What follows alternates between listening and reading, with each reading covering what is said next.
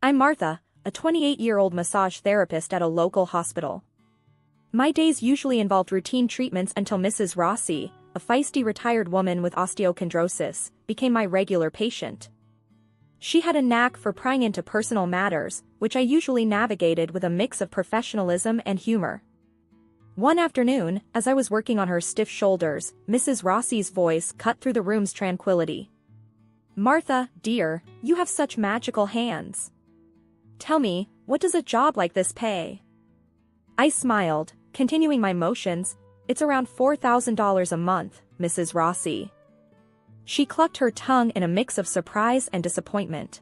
"Only $4,000? I thought such a skill would fetch more." I shrugged, keeping the conversation light. "Well, it's enough for me. I enjoy the work more than anything." Changing gears, she suddenly said, "You know who you should meet? My son, Antonio. He's the owner of that Italian restaurant downtown. A real catch, if I may say so." I hesitated, recalling the few times I saw Antonio. He was quite charming and easy on the eyes.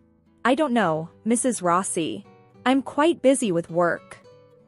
"Oh, nonsense," she exclaimed. "A young, attractive woman like you shouldn't be alone. Let me arrange something." Before I could protest, she had already made up her mind. True to her word, she set us up on a date at his restaurant. Antonio was more than I remembered, charming, with a warm smile and eyes that sparkled with humor. Our conversation flowed effortlessly, filled with laughter and shared interests. Weeks turned into months, and our casual dates grew into a serious relationship. One evening, as we walked along the river, Antonio stopped and looked into my eyes. "Martha, I've never met anyone like you. Will you marry me?" His proposal took me by surprise, but it felt right. "Yes, Antonio, I will." Our wedding was a small affair but full of love and joy. Afterward, Antonio suggested, "Why don't we move in with my mom? Her house is big, and we could save some money for our future." The idea seemed practical, and I agreed. Initially, life in the Rossi household was harmonious.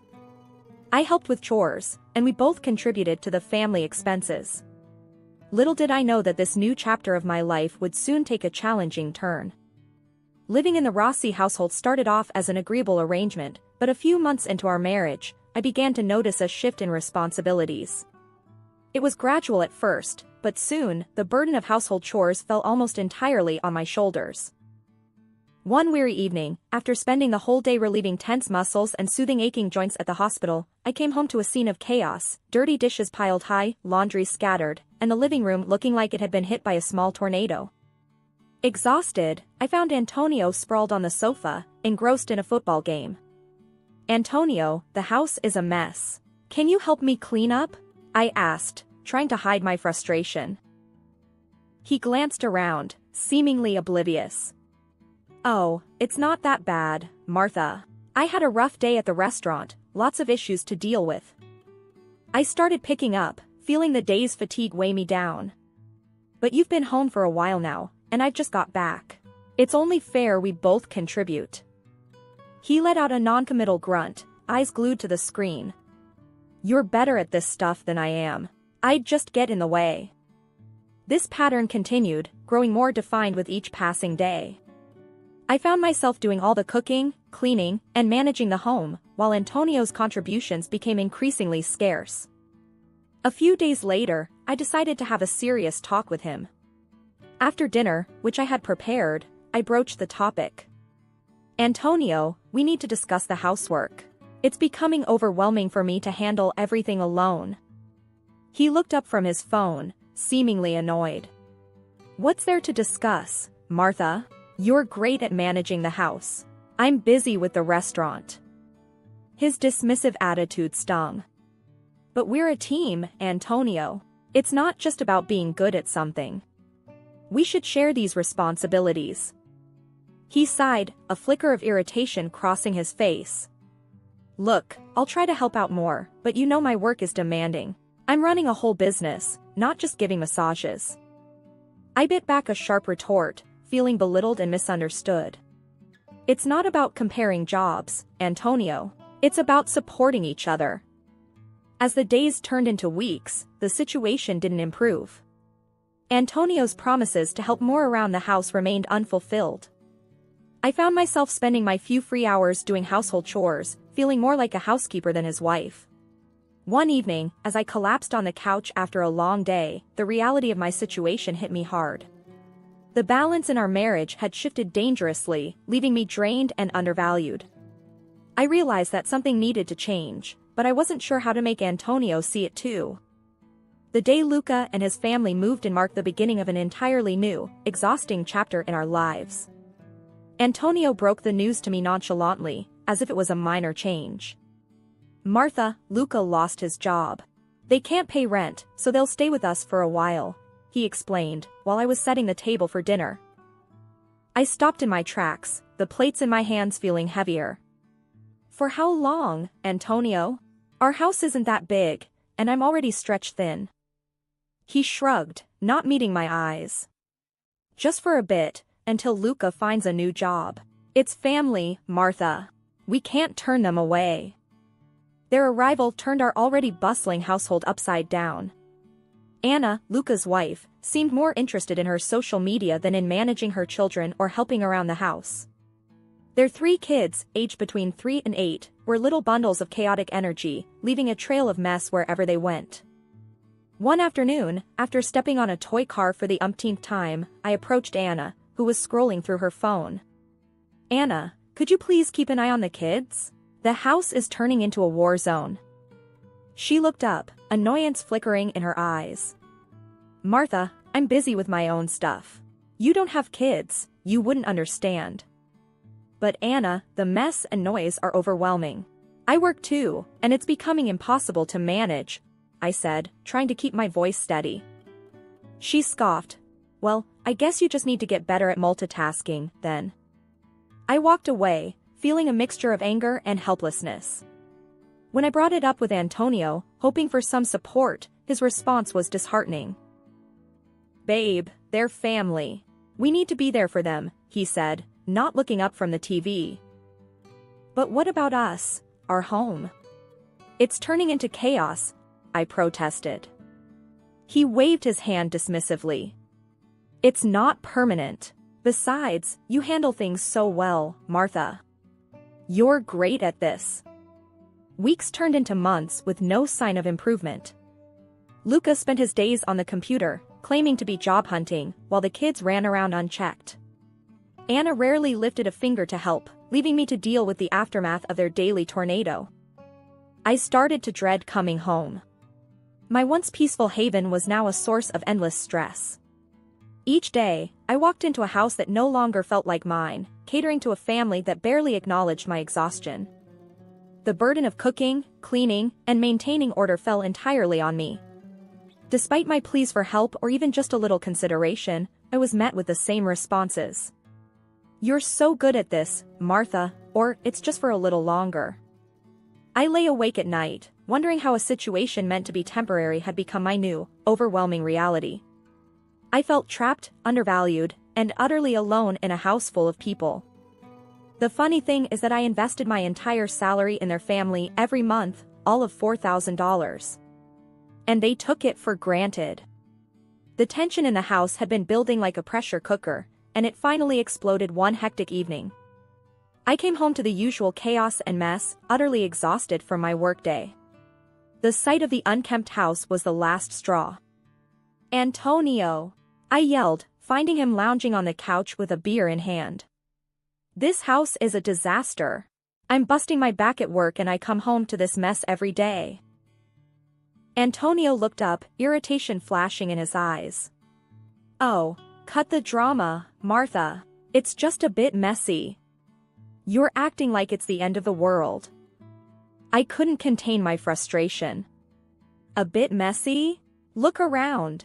It's like a pigsty and I'm the only one cleaning it up." That's when he lost it. He stood up abruptly, towering over me.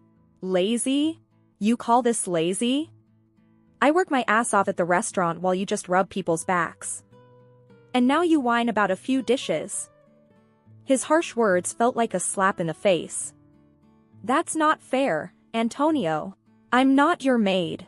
This is supposed to be our home, not just mine to clean."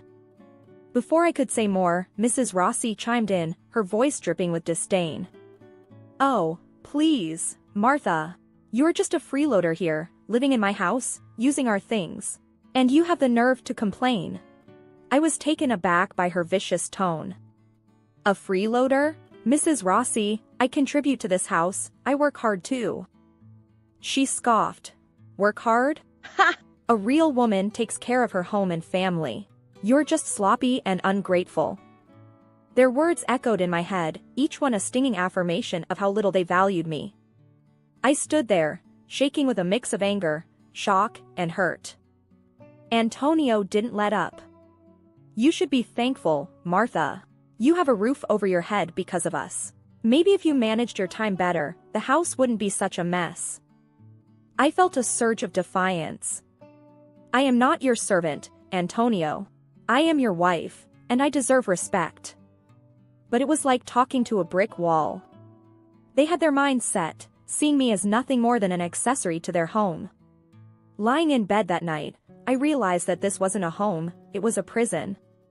And I was trapped with people who saw my efforts as trivial and my presence as a nuisance. It was a sobering, painful realization that I was in a battle I was losing. The day Antonio announced he wanted a divorce felt like a surreal nightmare. It happened during one of our rare family dinners, where the tension was already thick enough to cut with a knife. I was passing the salad when Antonio cleared his throat. "Everyone, I have something to say," he announced, his voice eerily calm. "I want a divorce, Martha." I froze, the bowl in my hands almost slipping. "What? Antonio, what are you talking about?" His gaze was cold, devoid of the warmth I once knew. "I've met someone else, Martha. She's better for me." The room went silent. Even Mrs. Rossi looked shocked, but not for the reasons I hoped. "How much does she earn?" she blurted out, her priorities crystal clear. $8,000 a month, Antonio replied proudly, as if he'd won some prize. I felt like I'd been punched in the gut. "You're leaving me for money?" He shrugged, the man I married nowhere in sight. "It's not just about the money, Martha. She understands me, unlike you." I was struggling to process everything. "And you think this is okay? To drop this bomb in front of everyone?" Mrs. Rossi piped up, her voice sharp. "Well, it's about time he found someone worthy. Someone who can actually take care of him." The sting of her words was overshadowed by the utter betrayal I felt from Antonio.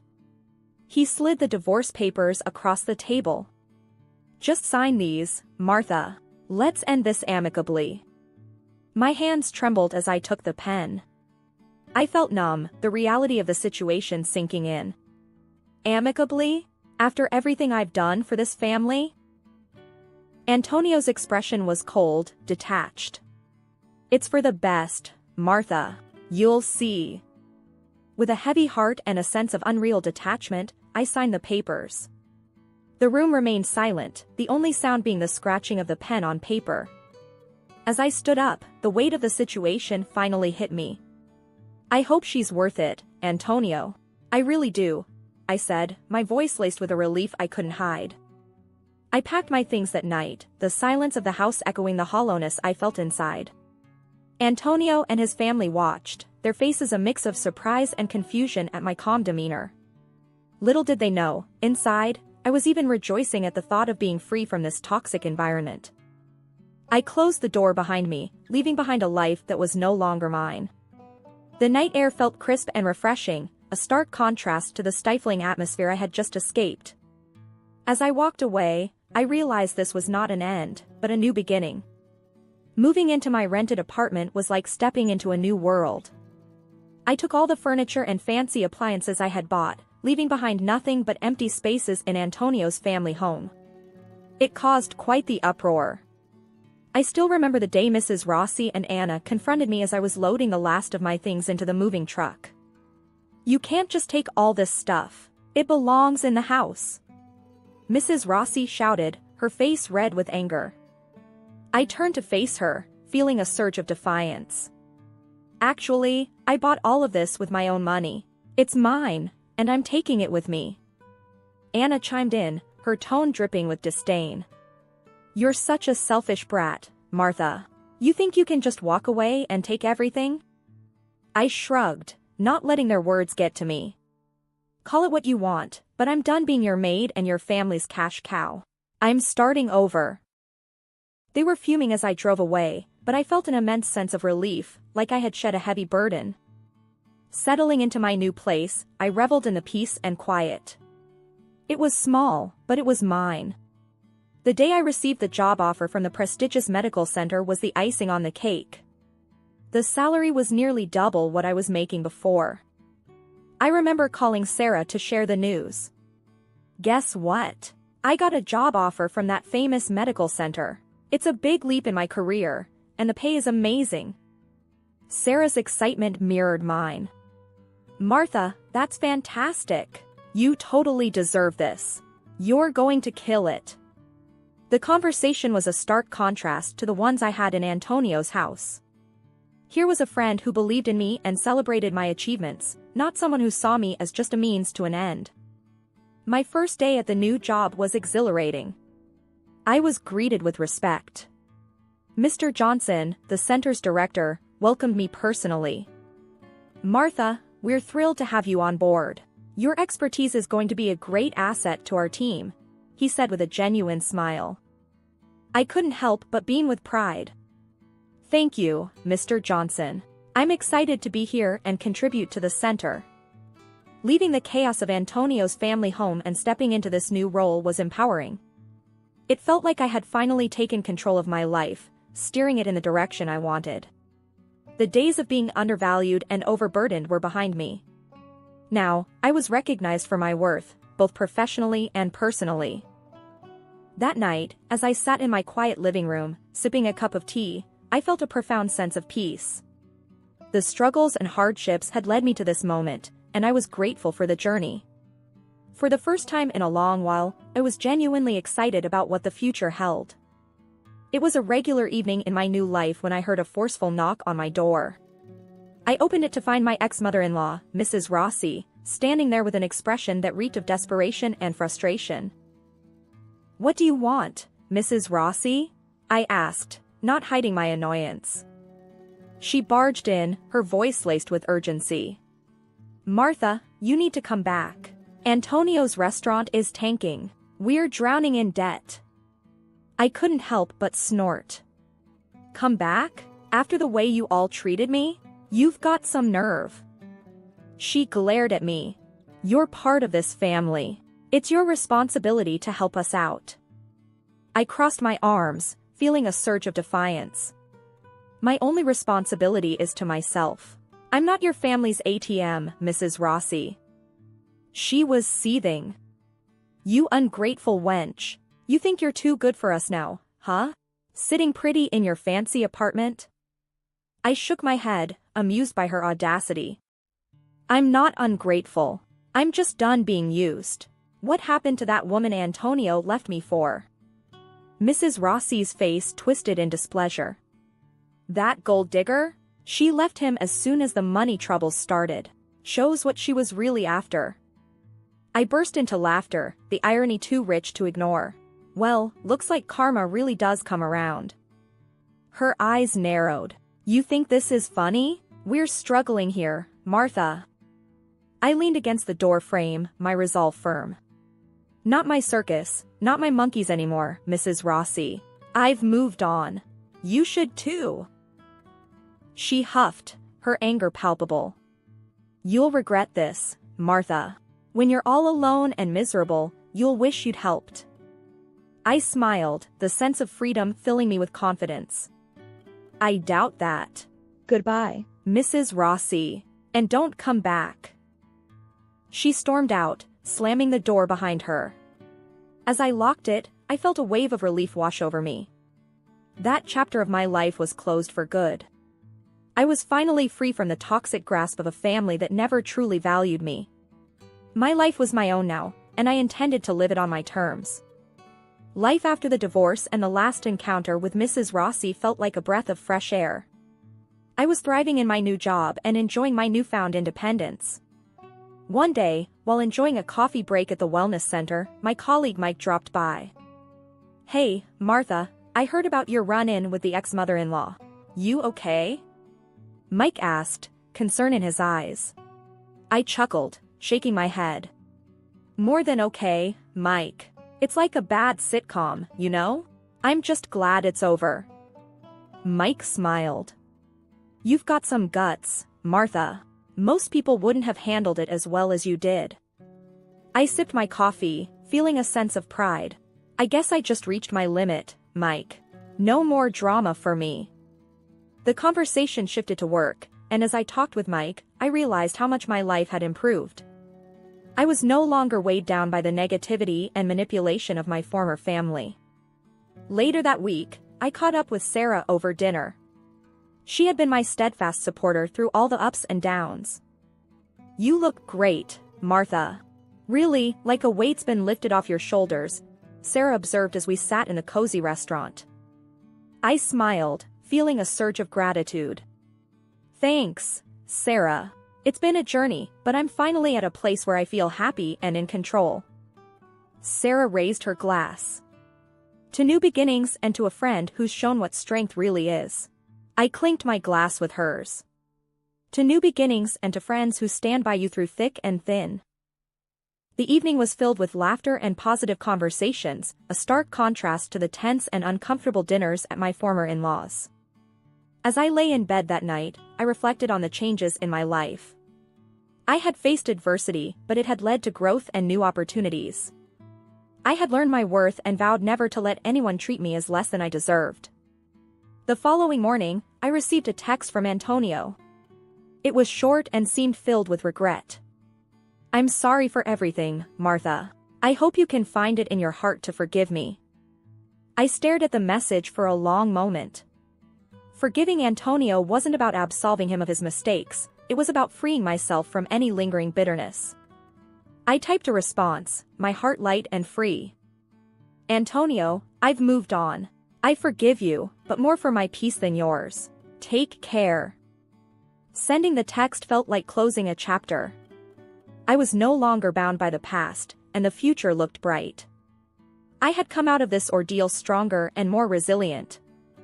As I prepared for work, I felt a sense of excitement about the possibilities that lay ahead. My journey had taught me about resilience, self-worth, and the power of moving forward. I was ready for whatever life had in store for me, and I knew that no matter what, I had the strength to face it head-on.